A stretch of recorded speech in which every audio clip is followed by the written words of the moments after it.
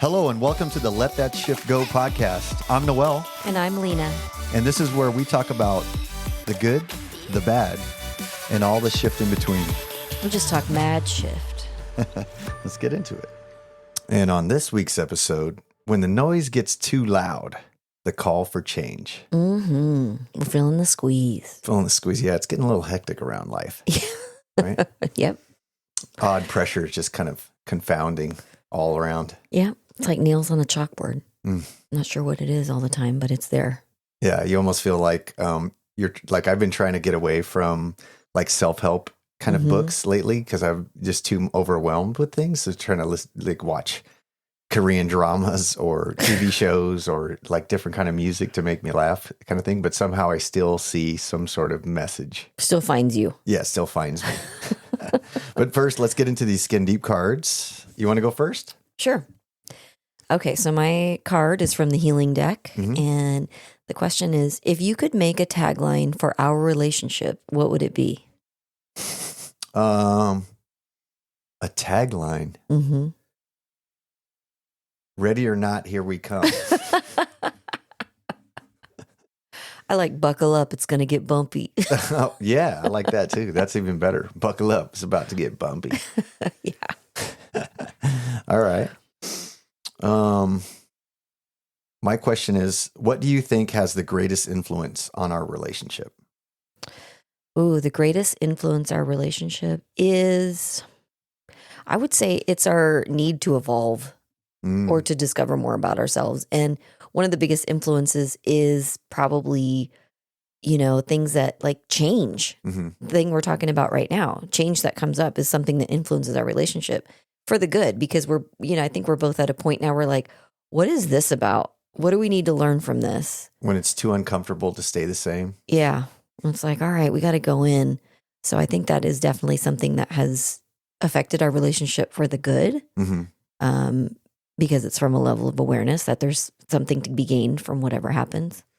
Yeah. Like I've had friends or family and or people in our lives or in my life specifically that, I don't know, I guess I would say like the best way to describe it is it's almost like celebrating the sin or celebrating or glorifying kind of like drama kind of a thing in our lives. And it almost feels like I see people staying stuck. Yeah. In a, like as if they're still in the 90s and they're living that type of lifestyle. And it's like, it gives me, some time to self-reflect and see how far I've come. But also too, it inspires me to keep growing, because I remember a time when I was like, I changed for nobody. You know what I mean? Oh, wow. This is just me. Like I may rub you the wrong way, but this is how I am. This is just how I am. Yeah. That's a cop-out. That's a total cop-out. It is. It was total cop-out, because that's how I was. It was like, what? You don't like that I'm like blunt? Take it or leave it. Take it or leave it. This is who I am. And lost plenty of friendships along the way. And probably lost part of yourself. Yeah. Or the opportunity to figure something else out or to grow or change, because it's like, I don't have to. This is who I am. That's such a such a defense sentence. A defense sentence? Yeah. It's a life defense sentence. sentence. It's a life sentence is what it felt like. It can be a life sentence. Yeah, I'm out on parole now. Good behavior. I'm trying to get out. You're getting there. You're getting there. So let's talk about this episode. Okay, yeah. What brought it up for you? You know what? I realized, like, just working one-on-one with clients, whether it's with breathwork or coaching, and just even my own experience of today, of what's going on right now.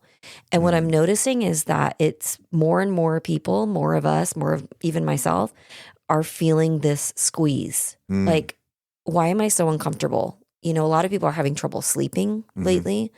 If you talk to astrologers or people, they're like, well, the vibration of the planet is changing. And so it's just affecting your energy. And it's like, in Southern California, we've been affected by fires. Oh, everything. Yeah. I mean, there's just so much going on.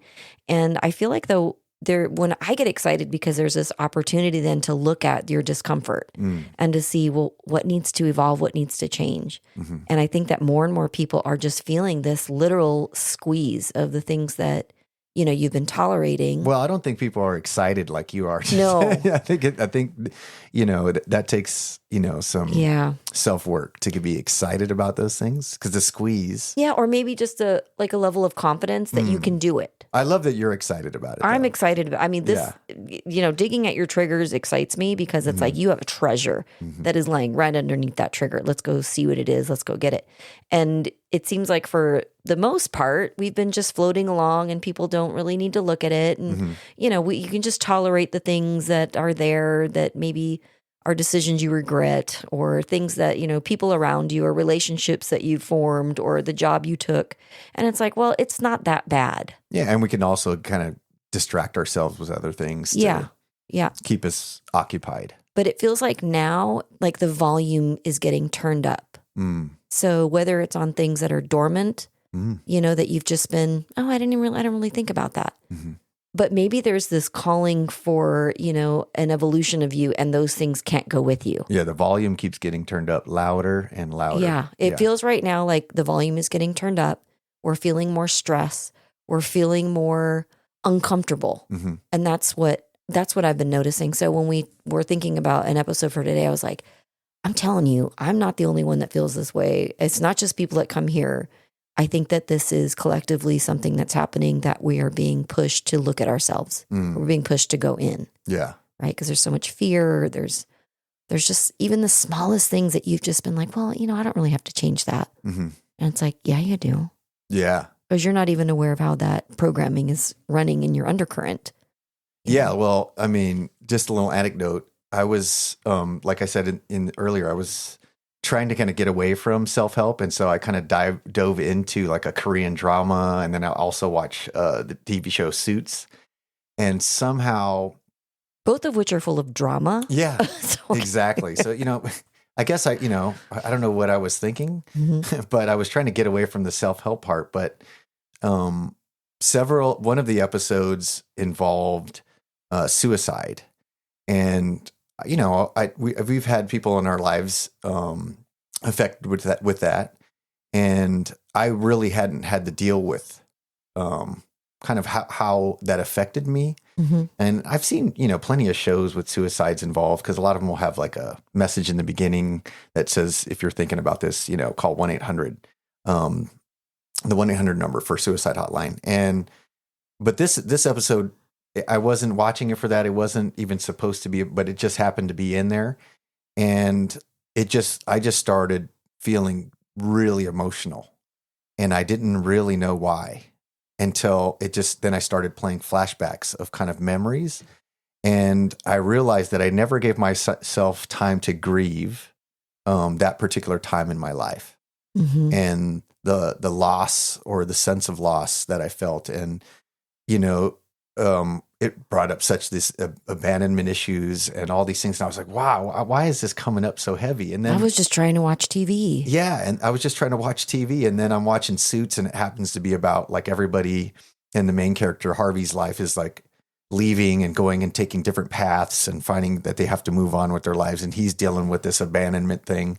And I'm like, why is everything? I'm crying at Suits. I'm crying at Suits. Like this is not what's supposed to be happening to me. So the squeeze, I feel like what you're saying is things are just kind of right up at the surface, and things that I didn't realize were really there are being triggered, if you will, by things I would never expect.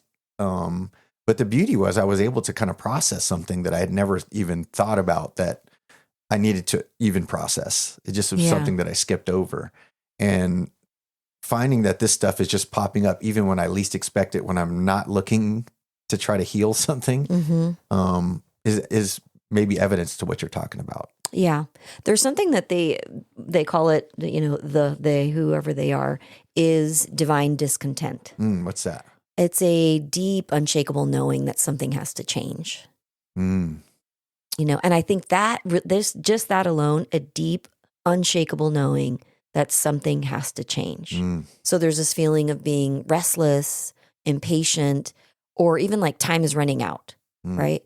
So what we want to do is talk about like, why is this happening? Yeah. How do you move through it? And what do you do when you realize you just can't unsee what you see now?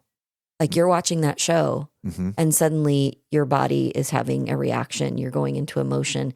You can't unsee what's now being brought to your attention. Yeah. And so there comes a point where there's a choice then. You can either process it, metabolize it, feel it, Mm-hmm. which is metabolize it, right? And do some self-inquiry and ask like, what is it that you need? And why is this here? And address that was very impactful, that there was literally an impact wound Mm-hmm. that somebody just put a Band-Aid over. Mm-hmm. And now it's like, that's still there. That scar is there, Mm-hmm. you know, and maybe there's something to be learned from it and something like a perspective to be gained by looking at it. And that's like alchemy, right? Yes, Changing it's something alchemy. hurt into love. Yeah. Mm-hmm. Yep. Something that, you know, metal into gold. Yeah, You which know? isn't easy because when I was in the middle of it, you know, just crying watching this show that's not supposed to be a show that affected me in that way. It was hard to see that, you know, right away. Yeah. And just recognizing what it was and being able to identify it was helpful. Yeah. And then using Awareness. You became aware of what it is. Yeah. Then I did some breathing and just used my tools to kind of self-regulate and kind of what was that about? Did some writing and spoke about it with my therapist. And it was just all of these things kind of came to the forefront. And afterwards was like, wow, I'm so grateful. that I was watching that show that I didn't know was going to lead me into self-help. Yeah, exactly. You thought you were getting away from self-help. That's what my intention was. And then you hear a song and then it's like, you know, it's one of those things like, this song's got some kind of, and I've heard it 100 times. Yeah. You know? Yeah. One of the tools I love to use when you're having an emotion like that, and we've talked about it before in past episodes, is the RAIN method by Tara Brach. Mm-hmm. So that's that recognize that something is happening and then allow, R-A, allow. Mm-hmm. And allowing is really letting that feeling be in your body. Don't stop it. Don't stop it. Yeah, Don't be like, I'm going to go turn the channel. My first intention was to like pause this show. I gotta, what is this? Don't feel it. Yeah. I don't want to feel this. And I was like, nope, I'm going to let it go. What is this? And then once I just opened to it, man, then I started flooding with memories and it was like, oh, then the memories hit and it got way more real. Right. And then I had a thread to pull at least. That's it. So that's what you went right into investigate. Yeah. R-A-I, investigate. And investigate is pulling at the thread. Mm-hmm. And leaning in, asking like, what is this about? How familiar is this feeling that I'm having right now? When was the first time I felt it?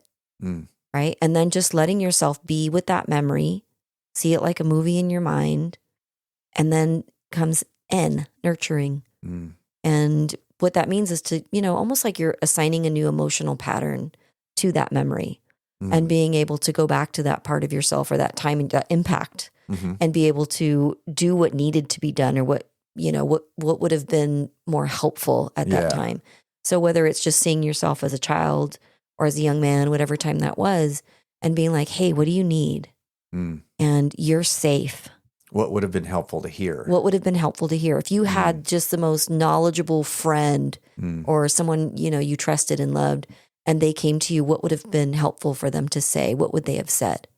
Yeah. And you do that for yourself, right? It's reparenting, it's repairing, it's reassigning a new emotional. The scary word, inner child. Yep, definitely.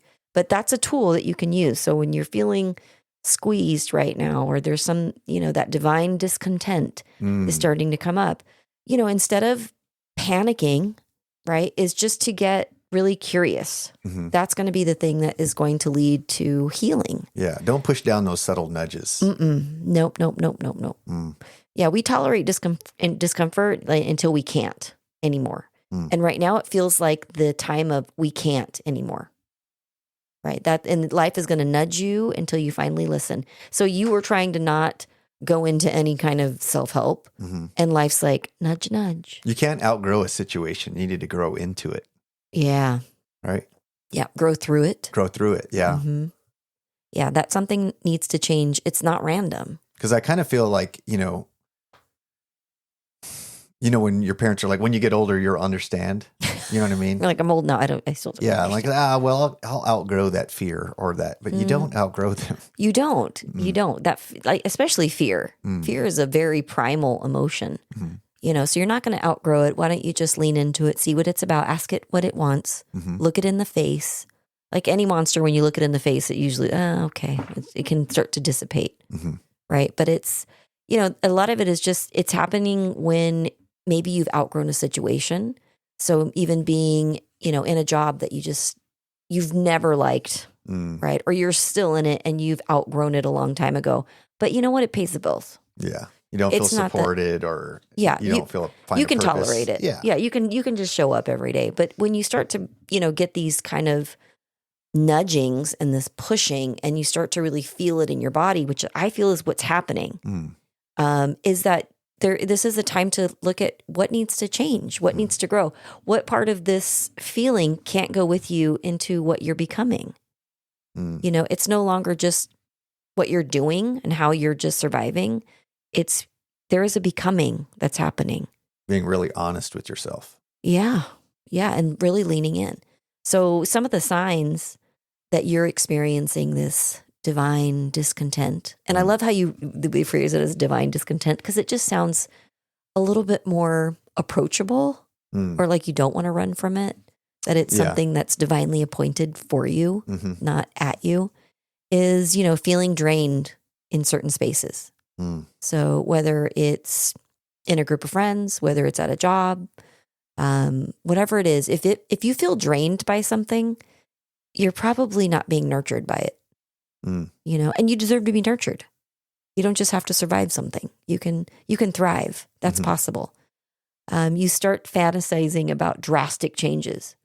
So if you're the person who's like, I'm gonna go buy 10 acres, in some remote town, or I'm going to move to the mountains, and I'm going to cut off all social media. Like, these are some drastic things. I'm going to leave this, move from here. If you're starting to fantasize about that, you're probably uncomfortable. It's nudging you to look for something different, or this feeling like time's running out. I've got to, it's like this impending doom. Right. And I think that's another thing that people are feeling right now. A lot of people ask themselves or say, I got to find the time. But I also heard somebody say, nobody finds time. You make time. Yeah, definitely. If you don't make time, you'll never find it. Yeah, it's that nagging feeling something needs to change. And if you don't make the time now, the time will be made. Right? If you don't address your wellness, you will address your illness. Well, because one of the 3 Ds will hit. Yeah. Death, diagnosis, divorce. And that's usually what is, makes us uncomfortable and makes us like, okay, I've got to change now. But I feel like right now it's not necessarily just the 3 Ds showing up that make people, that are getting people uncomfortable. It's you're watching a show, or you're just noticing how you feel in a space. And normally you can just distract from it, but suddenly it's like, I just can't do this anymore. I think I've got to move to the woods, raise chickens. Or you got to make a change. Grow my own food. And well, yes, you should do all those things, but it's like, does it feel like you're trying to make a drastic change rather than maybe even just something that can be subtle, And that subtle thing can just be leaning in. It just can be leaning in and just getting curious. So what do you do when you feel this way? What do you think? Well, I think you got to go into the body. Definitely. Right? Recognize. In and through it. In and through the body. The only way out is through. Recognizing what it is. Maybe actually what is making the noise? What is the thing that's calling your attention to it that it just feels like that? Like we said, like that nails on a chalkboard. Yeah. Right? Instead of getting panicked, get curious. Yeah. I think curiosity and openness is really the gate to walk through. And also like giving yourself permission to grieve what's ending. Yeah. Let it go. Yeah. I mean, and it's okay to be sad about it. It's okay to be like, this friendship, this job, whatever it is, the relationship, like it's okay to grieve and let it end instead of trying to hold on and trying to fit into the discomfort or make the discomfort, something that you can live with. Because these things don't go away. Yeah. Yeah, for sure. Then the one big thing too is making peace with uncertainty. Because a lot of times what we don't change is because we're afraid of the unknown. We've known it one way for a long time, and we've talked about before, we will likely choose the uncomfortable Comfortable. hell over the unknown heaven. Mm-hmm. And maybe just getting to a place where, it's okay that I don't know how this is going to go. Be okay with uncertainty. Yeah. Mm-hmm. And that's one of the hardest things because, many of us have this need to control. I want to control the situation. Mm. I need to make a plan that is A to B to B to C to C to D. Mm-hmm. And then I'll feel okay. And then I'll change. Mm-hmm. But maybe it doesn't look like that. Maybe it just looks like, accepting that something needs to change and not necessarily knowing how, Mm-hmm.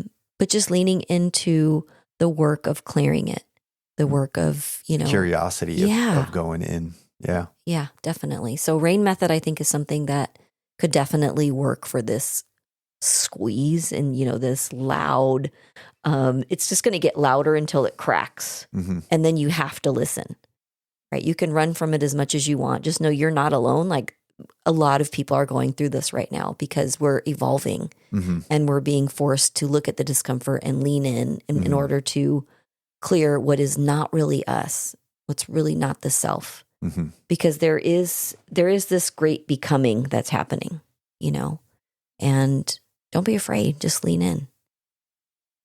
People trying to become the best versions of themselves. Yeah. And you know what? The best versions of yourself probably don't include abandonment or unworthiness. Mm-hmm. I mean, I think, a lot of the work is just understanding ourselves and, going into cognitive behavioral therapy and kind of just recognizing, your behaviors and your thoughts and your emotions, like how that all kind of moves through. Mm-hmm. And it's really helped me to like recognize when I start to have these, thoughts that are not very helpful. Right. And once those start to trigger, I'm able to then go, oh, use these tools. What is that? Mm-hmm. Why am I bringing this up? What, all those thoughts of like, especially what just happened when I was thinking about these abandonment issues with the TV shows, it was like, oh, why did that really, come up for me? Yeah. And I thought I really dealt with that, but I really haven't. And how does that affecting my relationships, my interpersonal relationships today? Mm-hmm. And the more I kind of laid those things over my life, even today and in most recent years, it gives me the ability to make better choices and quicker to apologize.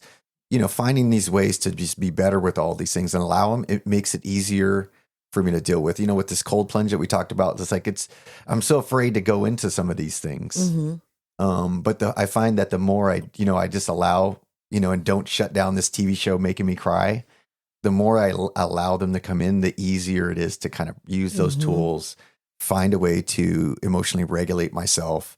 Really the emotion comes for 90 seconds, right? That chemical reaction in your body only lasts for 90 seconds. So if you can get past those 90 seconds, you actually have the capacity to take control of your emotions. You just have to get through that first 90 seconds of it's going to bounce me at wherever, because all of these chemicals process just happen in my body. Yeah.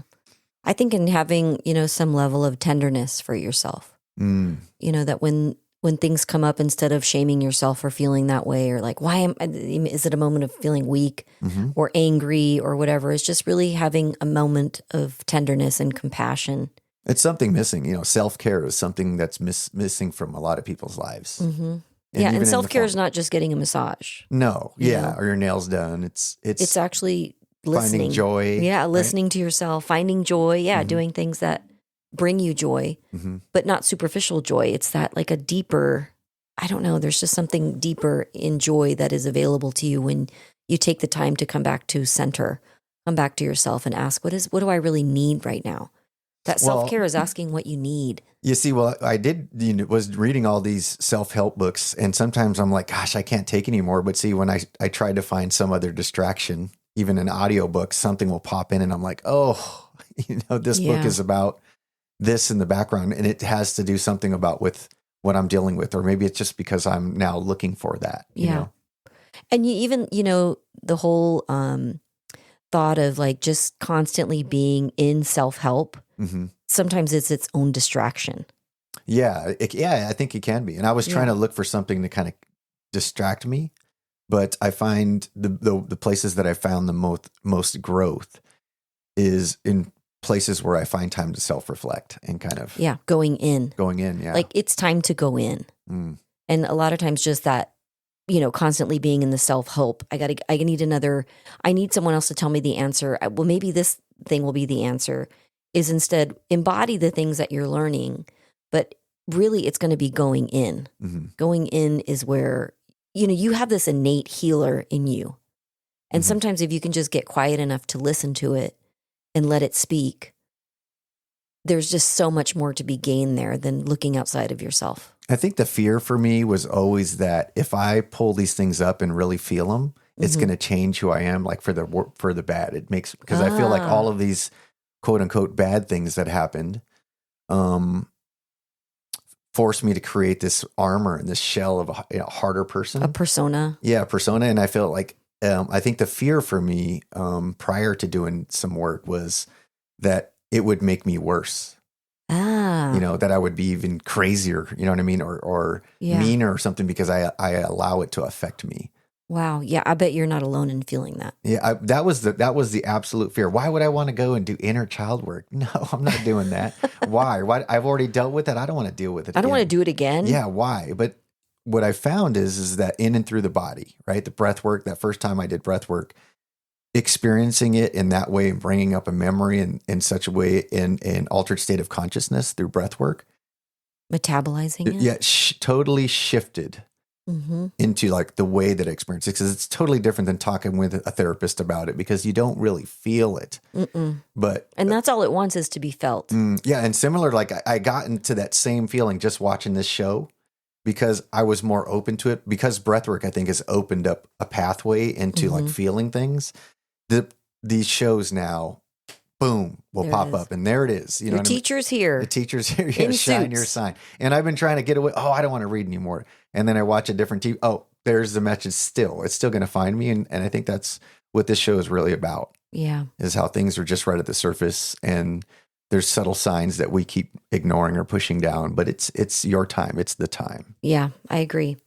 Well, speaking of breath work, what if we did a little, mini guided breathwork journey? Yeah, let's do it. I like when you do these. Let's do that. I love incorporating this. And so if you're listening and you are able to be in a place where you're, not driving or operating machinery, or even you can just save this for later, but just being somewhere that you're safe and comfortable, let's go into just a quick, cleansing, clearing, and repatterning breath work. It's going to be 30 breaths. Activating, cleansing, clearing with that sweeping with the broom, and then 30 breaths through the nose. So first one's through the mouth, and then we're going to switch through the nose, and I will lead you through that. So just find yourself in a comfortable position. You can be sitting up, spine straight, and just feel the ground beneath you. Imagine yourself like a tree trunk, and below you are the roots, and you can just feel those roots going down deep. And then imagine the tree, with its leaves blowing in the wind, reaching up to the sky with the breath, letting it go, feeling yourself in the space. And just connect with your breath. Become aware of your breath coming in and out. And just imagine that you have a balloon in your belly and you have a balloon in your chest, and you're going to fill up both of those balloons so deep. And then just let it go. And we're going to find that circular, connected breath. And so now bringing your attention to your belly and your chest, let's take a deep breath in. Deep into the belly, bringing it all the way up into the chest, letting it go. All the effort on the inhale. We're going to do 30 breaths. Here we go.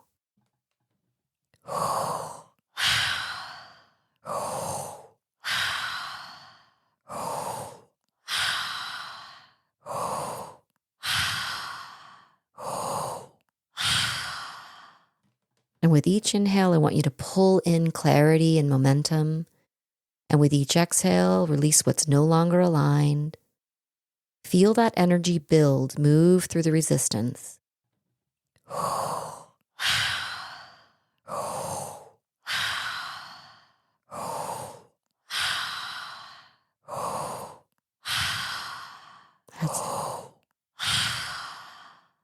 nice big inhales, letting the exhales go. Where are you holding any fear in your body? Any fear of change? The fear of a loss of control? Big breath in, let it go. Deep inhale in all the way to the top. And hold. Hold and notice what's in your way, what's calling your attention, and release it with a sigh.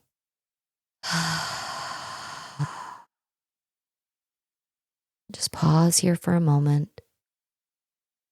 We're going to start to breathe in through the nose. 30 big breaths, repatterning, calling in, and here we go. In and out through the nose, slow, deep inhales, soft exhales. Each breath is an invitation to allow yourself to receive. Deep in through the nose. Circular and connected. That's it. You've got it.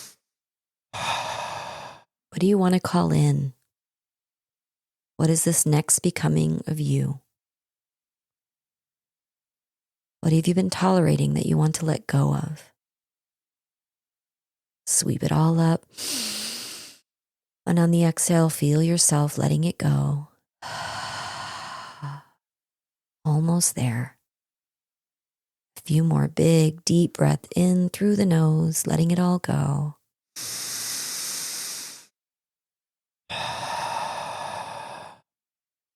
And as you exhale, trust that what's meant for you is already on its way. 2 more big breaths.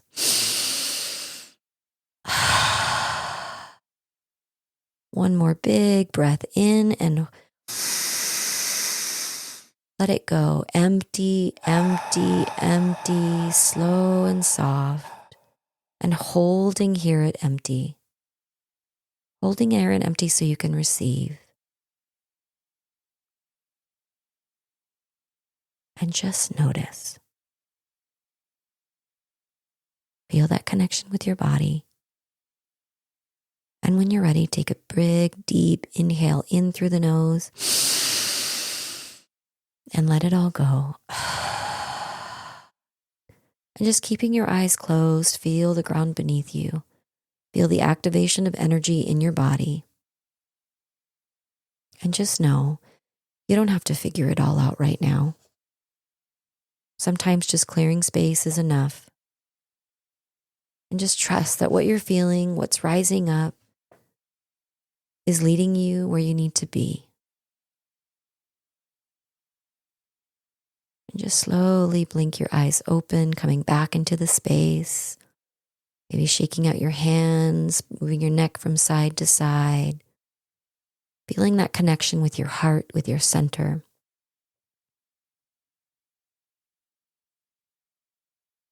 And maybe right now, just asking yourself, or a journal prompt for later, what is one thing I've been tolerating that no longer serves me? What am I ready to let go of?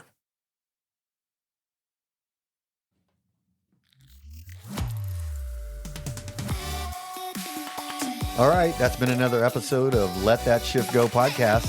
I'm Noel. And I'm Lena. Let us know what your questions are, and we'd love to use them on a future episode. Or check us out on Insta at Let That Shift Go, or visit our website, serenitycovetemecula.com.